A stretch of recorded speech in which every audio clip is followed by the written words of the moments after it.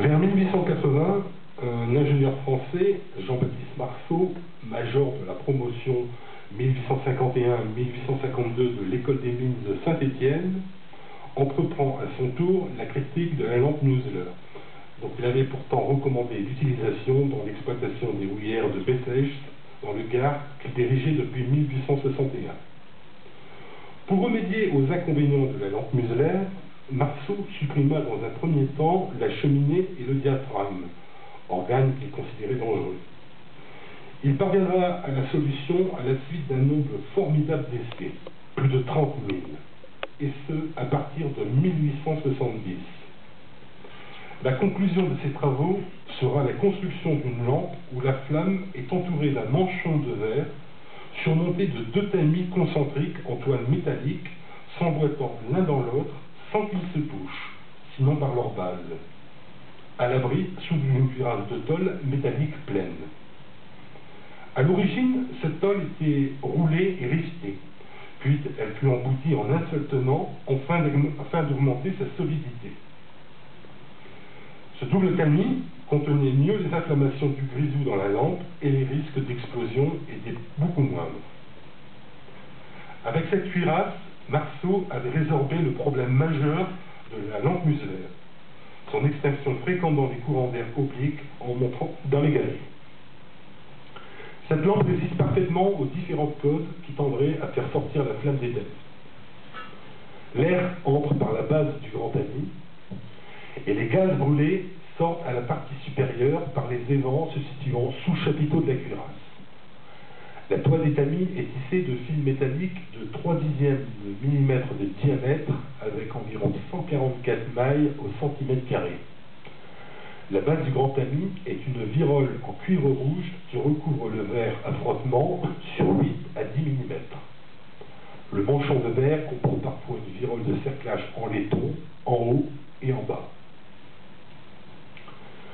La lampe Marceau a les mêmes dimensions comme réservoir et comme manchon que la lampe Museler. La hauteur totale était de 265 mm pour un poids de 1,250 kg à vide et d'1,440 kg garni d'huile. Son pouvoir éclairant dépassait une demi-bougie et ce dernier diminuait un peu pendant le pot. Les premières lampes Marceau furent fabriquées par l'artisan mécanicien Casimir Raymond du village de Rochesatoul, près de Bessèges et Molières, sur Seine, dans le département du Gard, compagnie minière où l'ingénieur concepteur de cette lampe était en fonction. Outre la lampe de sécurité, l'ingénieur Marceau inventa le verseur roulant et perfectionna les lavoirs de chambre. Les travaux de Marceau le conduisirent à établir une théorie générale de la conception des lampes de sûreté. La lampe Marceau fut davantage utilisée dans les courants de France de 1883 et fut officiellement agréée en Belgique en 1915 pour les mines réseauteuses. À partir des travaux de Marceau, on pouvait désormais remplacer les termes de lampe de sûreté par lampe de sécurité. La diffusion de la lampe Marceau fut rapide et importante dans l'ensemble des exploitations minières mondiales.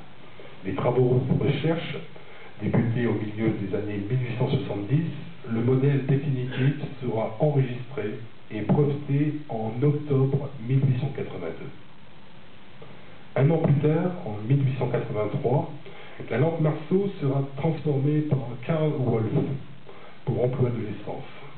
Ce type nouveau, un peu plus grand et plus lourd, est généralement désigné sous le nom de lampe Wolf à alimentation supérieure. Cette innovation technologique de l'éclairage minier sera confirmée jusqu'à l'abandon des lampes à flamme au profit des lampes électriques modernes. L'allemand Carl Wolf, ingénieur des mines, remplaça l'huile végétale des lampes Marceau par de l'essence de pétrole, plus communément appelée benzine. Ce combustible procurait un pouvoir éclairant plus important.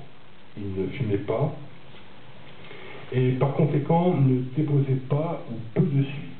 Cependant, la lampe s'échauffait davantage et nécessitait une alimentation en air plus importante.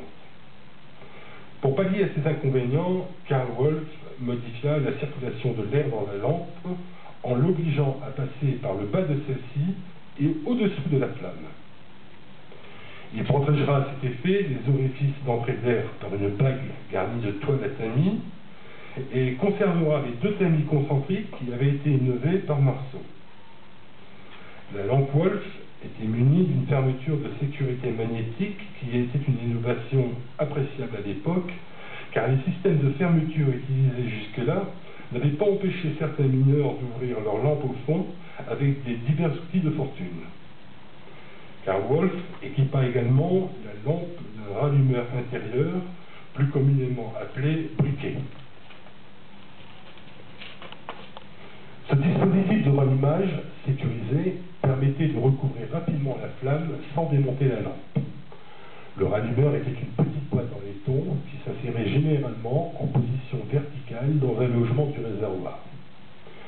Il contenait une bande paraffинée enroulée sur elle-même avec des capsules de fulminate de mercure qui avaient la propriété, quand on les frottait énergiquement sur une arête métallique, de produire une gerbe d'étincelles qui allumait les vapeurs d'essence émanant de la mèche.